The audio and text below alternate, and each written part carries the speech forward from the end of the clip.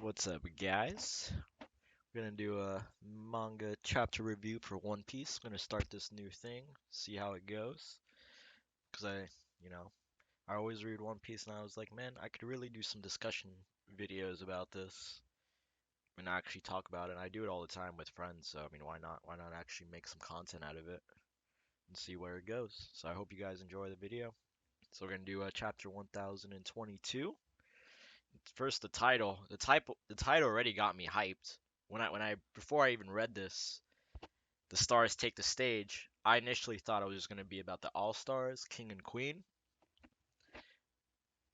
and also Zoro and Sanji. Man, the duo between those two is gonna be crazy. I hope they really actually like team up and like do some combo moves together or something that we haven't seen before. We haven't really seen the duo really shine together and work as a team, and I've kind of been dying for this. It's been a long time. We've seen them do it in like the filler against the in the Davy back fight episodes a while back. So this is like a legit Yonko Commander 1 and 2 versus Luffy's wings, as it was said in this chapter, Zoro and Sanji. So in the title page, we got the Tontato tribe playing hide and seek with the frogs. It's pretty cool. I really like the title page of last chapter was awesome, man. With Frankie having a drink with Senior Pink. Hopefully we'll actually see that in the anime. All right. So now we got the start of the chapter. They were just talking about how the raid started with an army of 5,400 against the Beast Pirates crew, which is a huge number of 30,000 men. Excuse me.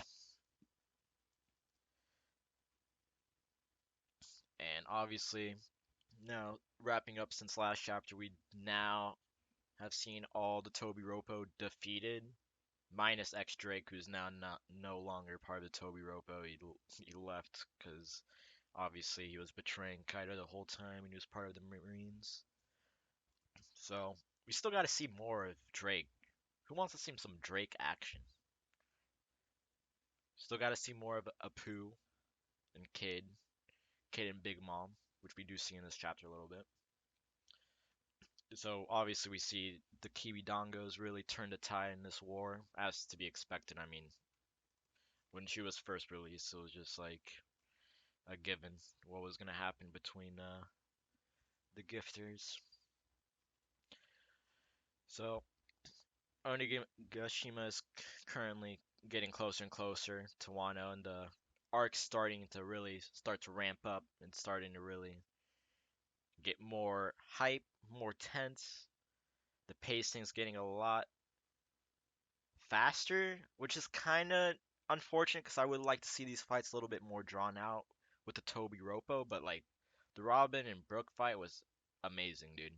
It's actually we haven't seen that type of Robin action in so long, so long.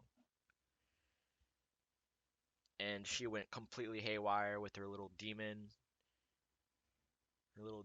devil fruit ability that she used.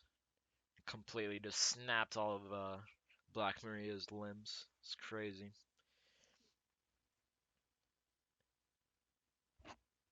So currently in the chapter, we gotta see the fight between Orochi's Fukuro Kuju, I think is his name, part of the Onin no Banshu. He was the leader against Raizo, and they obviously have this type of rivalry. So I mean, obviously we know who's gonna be stronger. I really liked the Ninpo earlobe crackers from the Fukuro Kuju. It really reminded me of Enel. What if we saw Enel doing these this ability against Luffy, just slapping him with his earlobes? It's pretty funny. I really love it. I love this ability. Honestly, it makes me like his character a lot more. So obviously they have the in Wano Kuni, the Onibanshu and the ninjas had this type of allegiance where they swear to abide to their shogun, and Raizo was obviously not with that. He was always uh, a man serving Odin, and he couldn't obviously with what he's been through with Odin, he can't just really like swear to go by this allegiance of the Onibanshu and the ninja tribe to always serve the shogun when you got someone like Orochi completely backstabbing Wano, the country, and the previous shogun, which was Odin, and everything that goes with that. How can you expect Raizo to like stay? You know what I mean? It's just I don't know. It's like he has no heart at all. And then he's trying to talk to him about how he's not suited to be a ninja, which is just completely like wrong. What do you guys think about this? Do you think who's the better ninja in terms of mentality of you know, morals, Raizo or Fukurokuju and their ideologies? Obviously Raizo. I mean, he has honor, more honor than this guy completely betraying Wano Kuni. It just doesn't add up. Like you wouldn't support someone like Orochi with all the factories and abuse that he caused to the civilians, making the people starve.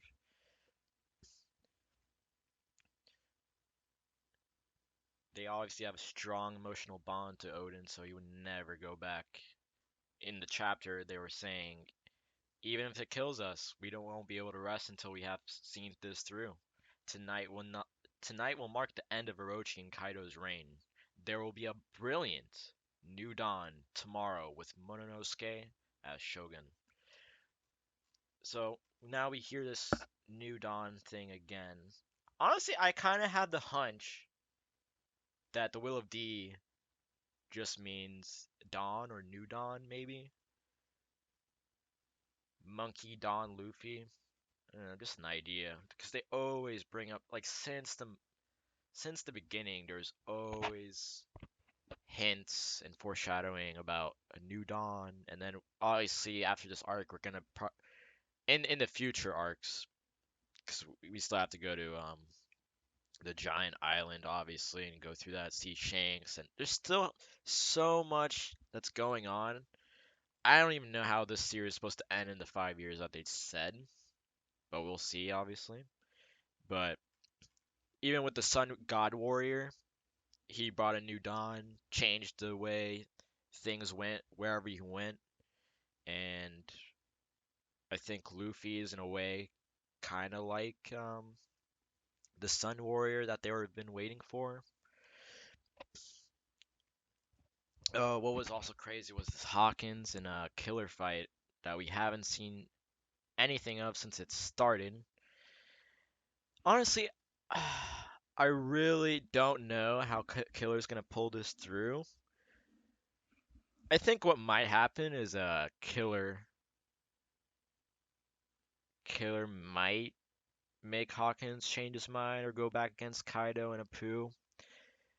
I mean, at this rate, I don't like, especially this man literally stabbed Hawk. It, if it wasn't the ability powder, the Devil Fruit that Hawkins has is just way too good. It's just so strong. Like somehow he's using Kid as a puppet basically, voodoo, whatever. Uh, is using Kid's body against Killer essentially. So whatever Killer is doing against Hawkins, he's inflicting damage to Kid, which we see, which is nuts. So I don't know how exactly. Actually, we don't know exactly how it's gonna go around this. Either Hawkins betrays Kaido and joins the alliance, the Ninja Mink Pirate Alliance, or we will see how maybe they might go back to win Law versus Hawkins and how Law actually went against the same type of problem and how he overcame it. Maybe Killer might do the same. I don't know exactly, because obviously it could. I mean, yeah, Law has a devil fruit, so I don't know. He is always we've seen that Killers was the brains of the Kid Pirate group, and Law is also very intelligent, so maybe we'll start to see more of the Killer's character and his intelligence come to play, and he might just overcome Hawkins. But it'd be crazy to me to think that Killer would be essentially stronger than Hawkins because he's also part of the worst generation, but he's a pirate captain, you know. Killer is essentially the Zoro to Luffy, but to Kid. So we'll see. It's very interesting. I want to see how it plays out. What do you guys think? It's crazy. And now Kid is gonna be fighting Big Mom with a flesh wound in like the chest. So also one thing that I found interesting was it doesn't really matter where Killer strikes Hawkins pertaining to where it strikes Kid, because we see that he strikes him using his little scythe hand gauntlets in his like arm or side, it appears, but it ends up hitting Kid in the chest. So, but man, towards the end of this chapter with the appearance, this really made me show how huge uh King is. King and Queen are pretty much around the same size, but King just looks like an absolute beast, dude. Look, this is first Yonko Commander. This is what first Yonko Commander looks like. You know, we've seen Katakuri, but we haven't seen Kaido's first Yonko Commander. And I mean, King does have a higher bounty, but I'm pretty sure it's just because Kaido is a more brutal pirate crew than Big Mom's. But I don't know. We'll see. Do you guys think King is stronger than Katakuri? Definitely looks like a monster, man. With these wings and this, he's part of this race that we haven't even seen before. So we really need to get more answers about that. And we got a little snippet of King telling us that they're, you know, hey guys, I'm part of a race that lived above the red line. But we've never seen anything like him. And apparently they can conjure fire. You can just create fire. So we're gonna probably see that Rono Zoro slicing fire technique that he learned from Kinemon against King, and how dude, it's gonna be a awesome fight. And also, what's gonna be crazy is we still have not seen the hybrid form for King, and this man, he can fly, and we know Zoro had this type of weakness against enemies that just had the ability to use the sky as an advantage, the high ground. So I don't know how. Maybe we're gonna see more of slashing long range attacks from Zoro against King, and maybe something we've never seen. Maybe we've never seen something before from Zoro. And man, I am curious to see what Zoro's gonna pull, what new techniques he's got. Maybe he uses something with his eye. We still have no idea about anything about his eye. It could just be an eye wound. But man, this chapter just kind of makes it seem, because we never really see Zoro's eyes in this chapter as well. As like when he says, "Hey, Curly Brows, if we win this, I know it'll finally be in sight." Luffy becoming the king of the pirates, but clearly we see the speech bubbles covering Zoro's eyes as well. Even in the other panel where he's saying three sword style, eyes covered. But man, Marco, when he spit that bar, it's time for the stars to take stage. Marco is such a beast support character, dude. He just made this so hype, and Zoro and Sanji just come in with the Diable Jambe shot, the three swords style purgatory. Dude, it's so hype. These panels were so cool. I don't even know how the hell Sanji made this type of bend with his legs, dude. It's just like this man is flexible beyond means. Like that just looks like it hurts. The way this man bent his leg to smack Queen right upside the head. Shee! God damn. It's crazy, dude. It was awesome chapter. Action packed. Finally get to see Zoro and Sanji, the duo action co. I'm excited to see what we'll have to see like in the later chapters, man. It's really gonna start speeding up,